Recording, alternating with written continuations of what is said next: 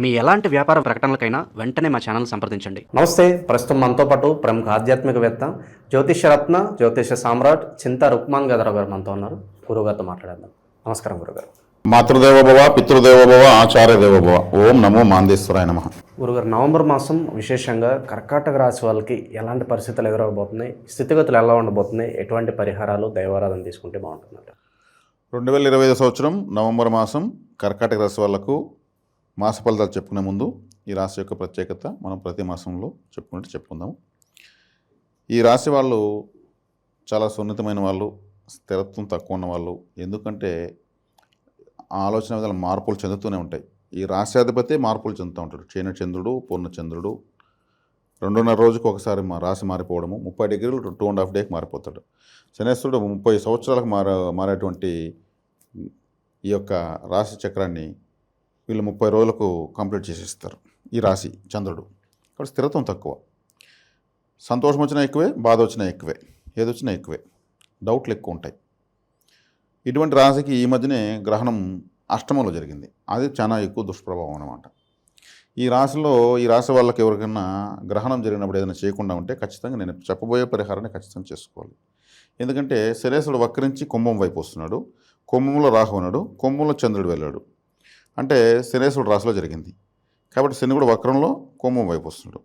నల్ల నువ్వులు, పచ్చిబియ్యము, మినుములు 3 కేజీలు తీసుకొని, నల్ల నువ్వులు నల్ల గుడ్డలో, మినుములు సిమెంట్ కలర్ గుడ్డలో, బియ్యము వైట్ కలర్ క్లాత్లో మూటలు కట్టేసి, పసుపు కుంకుమ ఒక్కొక్క దాంట్లో పెట్టాలి. ఆకు వక్కలు ప్రతి ఒక్క దాంట్లోనే పెట్టాలి. నిమ్మ పండ్లు 4 వేసి పెట్టాలి. విభూది పండ్లు, విభూది ఉంటుంది ఉంటలుగా, అది 4 వేసి పెట్టాలి. పెట్టేసిన తర్వాత 1 రూపీ కాయిన్స్ ఒక్కొక్క దాంట్లో 11 పెట్టాలి. 3 కవర్లు తీసుకెళ్ళి నవగ్రహ మండపంలో పెట్టచ్చు.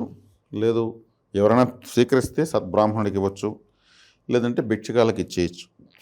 ఇచ్చేసిన తర్వాత ఖచ్చితంగా తలస్నానం చేయాలి. అప్పుడు ఈ గ్రహణ ప్రభావం, వ్యతిరేక ప్రభావం వీళ్ళకు నశించిపోతుంది. ఇలా చేసుకోగలిగితే మంచిది. ఇంకా వెండి సర్పాలు 2 వెండి గిన్నెలో నెయ్యి పోసి అందులో సర్పాలు పెట్టి ఇచ్చేంత స్తోమత అందరికీ ఉండదు కదా. వెండి కూడా ఎక్కడో వెళ్తుంది రేటు, అది కూడా తక్కువ రేటు లేదు. సామాన్లు ఎలా ఇచ్చుకోగలుగుతారు? ఇది 3 కేజీలు. చిన్నపిల్లలు అయితే హాఫ్ కేజీ సరిపోతుంది. పెద్దవాళ్ళకైతే ఒక్కొక్క కేజీ తీసుకోవాలి. ఇది ఇచ్చేయడం మంచిది. ఏదైనా సోమవారం కానీ శనివారం కానీ, అంటే శనిగ్రహానికి శనివారం, సోమవారానికి చంద్రగ్రహం. మరి రాహుకి సోమవారం రాహుకాలం, లేదా శనివారం రాహుకాలం ఇవ్వడం మంచిది.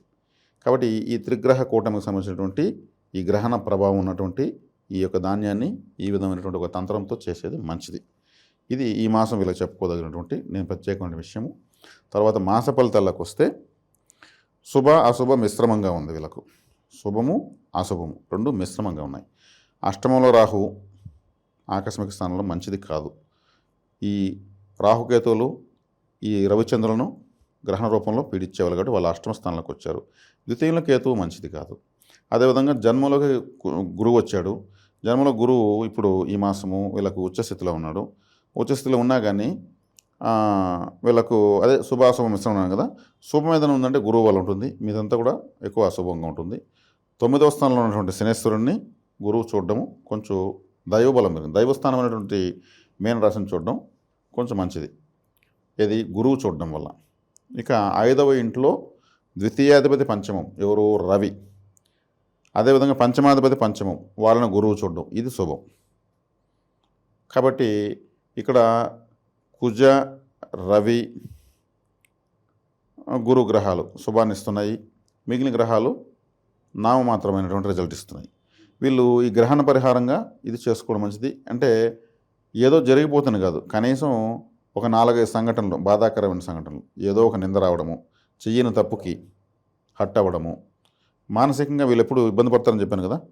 అలా వీళ్ళని ఇప్పుడు మానసికంగా అదేదో అంటారు, ఎద్దు పుండు పైన కాకి కొమ్మినట్టు, అంటే పొడిచినట్టు అని అర్థం. దాని బాధ దానికి ఇది కాకి ఇది పొడిచింది అని ఉంటుంది.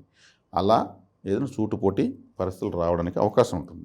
మానసికంగా వీళ్ళు చాలా సున్నితమైన వాళ్ళు కాబట్టి దీనికి తగినట్టు ఆ గ్రహణం అనేదిలో జరిగింది. కాబట్టి వీళ్ళు ఇప్పుడు నేను చెప్తున్న దానికి వరి కావాల్సిన అవసరం లేదు. దాన్ని ఎలా అధిగమించాలో నేను సవివరంగా చెప్పడం జరిగింది. శుభాన్ని చేయడానికి గురువు, రవి, కుజులు ఉన్నారు. మిగిలిన వాళ్ళు ఆటోమేటిక్ కంట్రోల్ అవుతారు. శనిపైన కూడా గురువు చూపు ఉంది. కాబట్టి ఇది విషయము.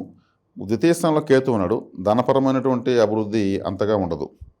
ధనస్థానంలో ఏది నాకు వద్దు, నాకేంటికి డబ్బులు అనేటువంటి గ్రహం ఉన్నప్పుడు వీళ్ళు డబ్బుల కోసం ప్రయత్నించారంటే అప్పుల్లో దొరుకుతాయి. వీళ్ళకు మనీ బ్లాకేజ్ కూడా ఉంటుందంటారా? అప్పులు చేసే కాలంలో దొరుకుతాయి. లేదంటే బాగా జరుగుబాటు ఉన్న వాళ్ళకైతే ఎక్కువ డబ్బులు ఖర్చు అవుతాయి. కొన్ని వ్యాపారాల్లో ఆదాయాలు తగ్గచ్చు, లేదా వ్యాపారాల్లో కాంపిటేటర్స్ ఆపోజిట్గా వచ్చి ఆ షాప్ పెట్టేయచ్చు. లేదు వీళ్ళకి ఏదైనా ఇద్దో సాయంత్రమే ఇస్తాను, నీకెందుకు సోన్స్ అమౌంట్ నాకు వస్తుంది, నీకు కూడా తెలుసు కదా అని చెప్పి తీసుకెళ్ళి వాళ్ళకి ఆ సాయంత్రం ఆ అమౌంట్ రాకుండా అట్లా బ్లాకేజ్లు కావచ్చు. ఇట్లా చేతి బదులు ఇచ్చి అమౌంట్ బ్లాక్ కావచ్చు. ఇంకేదో ఖచ్చితంగా పలానా చోట పలానా డేట్కి ఖచ్చితంగా వచ్చే తీరుతున్నది రాకుండా ఆగచ్చు. ధనపరమైనటువంటి రకరకాలుగా ఎక్కడక్కడ అన్నీ ఆగుతూ రావచ్చు. అంటే బాగా డబ్బులు ఉన్న వాళ్ళకి కూడా కొంచెం టైట్ వచ్చింది. ద్వితీయంలో ధనస్థానంలో కేతువు ఉన్నాడు కాబట్టి కేతువు ఒక చెక్ పోస్ట్, ఒక స్పీడ్ బ్రేకర్, ఒక టోల్ గేట్లు అంటాడు, ఆపుతాడు అన్నింటినీ. అదే ధనస్థానం ఉంది. అప్పుడు ఏం చేస్తాడు, అప్పు వైపు చూపిస్తాడు. అప్పు వైపు చూపిస్తే ఎవరు ఇస్తారు అప్పు?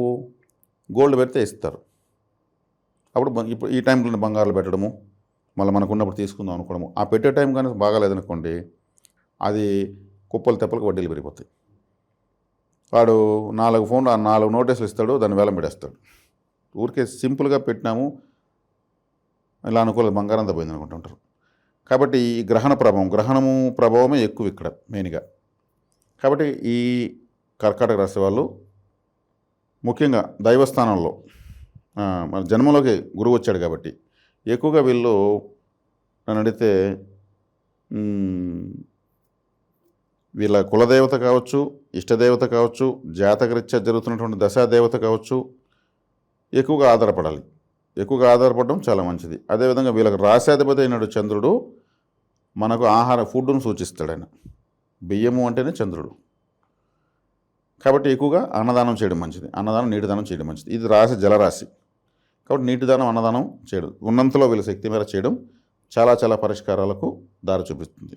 చాలా సమస్యలకు పరిష్కారం చూపిస్తుంది. ఇది వీళ్ళకు తీసుకోవాల్సిన జాగ్రత్తలు.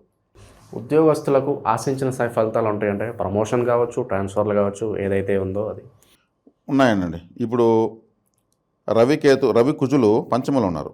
అది అదృష్ట స్థానం. అదృష్ట స్థానంలో ఆ స్థానాధిపతి అక్కడే ఉన్నాడు. కాబట్టి ఈ ప్రయత్నాలు బాగా సక్సెస్ అవుతాయి.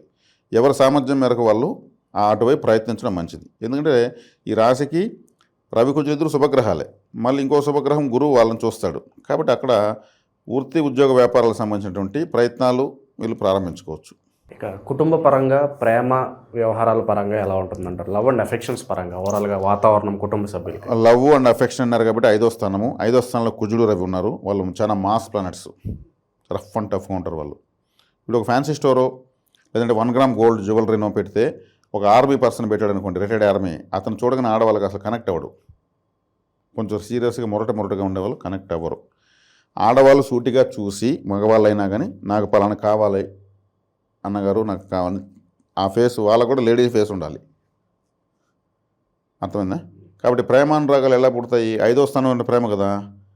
వీళ్ళని చూసి వేరే వాళ్ళకి ఇప్పుడు కొంచెం రఫ్గానే కనిపిస్తారు. 5వ స్థానంలో కుజుడు, రవి ఉన్నారు. ఆయన ఆర్మీ చీఫ్, ఈయన వచ్చి రవి అగ్నిగోళం. కాబట్టి అది కొంచెం తగ్గుతుంది. 2వ స్థానంలో మళ్ళీ కుటుంబ స్థానంలో కేతు ఉన్నాడు. కాబట్టి అది అంత కంఫర్ట్గా ఎప్పుడు లేదు. అదేవిధంగా ఇక 5లో రవి కుజులు ఉన్నారు కాబట్టి వీళ్ళేరా అంటే రక్షణ వ్యవస్థ సంబంధించిన కాబట్టి వీళ్ళని కాపాడి సెక్యూర్ చేసేదని మనకు వస్తారు. ఈ ప్రేమలు, దోమలు అంటే అక్కడ అంత ఇంట్రెస్ట్ కూడా రాదు, అంత ఫోకస్. ఇప్పుడు ఎరబా మనకు అంత ఓపిక లేదు స్వామి, అంత నాకు టైం అనేది, ఆ ప్రేమించేంత టైం నాకు ఎక్కడుంది అనేటువంటివి ఆలోచనలకు ఆటోమేటిక్గా వస్తుంది. ఇక విశేషంగా ఈ కార్తీక మాసం ఎటువంటి పరిహారాలు పాటిస్తే బాగుంటుందంటారు? అలాగే ధనపరంగా ధనం నిలవడానికి ఏదన్నా రెమెడీస్ ఉంటే తెలియజేయండి వాళ్ళకి. పునర్వసు నక్షత్రం 4వ పాదముతో ప్రారంభమై ఆశ్లేష 4వ పాదంతో ఈ రాశి ముగుస్తుంది. ఈ పునర్వసు నక్షత్రం వాళ్ళకి సంపత్తార ఏమవుతుంది? పుష్యమి నక్షత్రం అవుతుంది. పుష్యమి నక్షత్రానికి అధిపతి ఎవరు? శనేశ్వరుడు. శనేశ్వరుడు సంబంధించిన ప్రభావం ఎక్కువ ఏ బ్యాంకులో ఉంటుంది? State bank of India, union bank. ఈ స్టేట్ బ్యాంక్ ఆఫ్ ఇండియాలోనే ఆల్మోస్ట్ అందరూ గవర్నమెంట్ ఎంప్లాయీస్, రిటైర్డ్ ఎంప్లాయీస్ అంతా అక్కడే ఉంటారు. డ్వాక్రా గ్రూపులు, ఈ యూనియన్లు, వీళ్ళంతా కూడా సంఘాలు, ఇవన్నీ కూడా అక్కడే ఉంటాయి. ఇంకా పెద్ద మొత్తంలో ఉన్న వాళ్ళు ఉంటారు. స్టేట్ బ్యాంక్ ఇప్పటిది కాదు, పాత ఖాతాదారులంతా కూడా. కాబట్టి వీళ్ళకు పునర్వసు నక్షత్రం వాళ్ళకు state bank of India, union bank account open చేసుకోవచ్చు. పుష్యమి నక్షత్రం వాళ్ళకు ఆశ్లేష నక్షత్రం సంపత్తార. మరి ఆశ్లేష నక్షత్రం బుధుడిది. మరి బుధుడు అంటే వైశ్య గ్రహం కాబట్టి కరూర్ వైశ్య బ్యాంక్.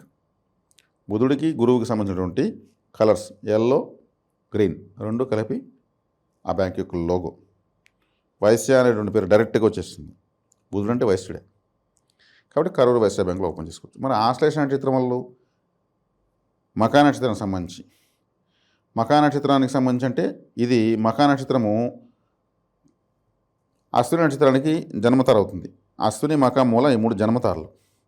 అప్పుడు జన్మతారైనప్పుడు అశ్విని నక్షత్రంలో రవి గ్రహము ఉచ్చస్థితి పొందుతుంది. అంటే ఆ రవి యొక్క ప్రభావంతో ఉంటుంది. ఈ మకా నక్షత్రం కూడా సింహరాశిలో రవి యొక్క రాశిలో మొదటి రాశి. కాబట్టి IDFC first bank, yes bank ఈ రెండింటిలో అకౌంట్ ఓపెన్ చేసుకోవచ్చు. ఇది నా వ్యక్తిగత పరిశోధన. కావాలనుకున్న వాళ్ళు ఈ బ్యాంకులో ఓపెన్ చేసుకోవచ్చు. ఆ నక్షత్రాల రోజు ఆ బ్యాంకులో వెళ్ళి కొంచెం కూర్చొని రావచ్చు. ఏదో ఒక ట్రాన్సాక్షన్ ఆ టైంలో చేసుకోవడం మంచిది. ఓవరాల్గా కర్కాటక రాశి వారి పరిస్థితి ఈ నవంబర్ మాసం ఎలా ఉంటుందనేది చాలా బాగా గురించి. ధన్యవాదాలు సార్. ధన్యవాదాలు.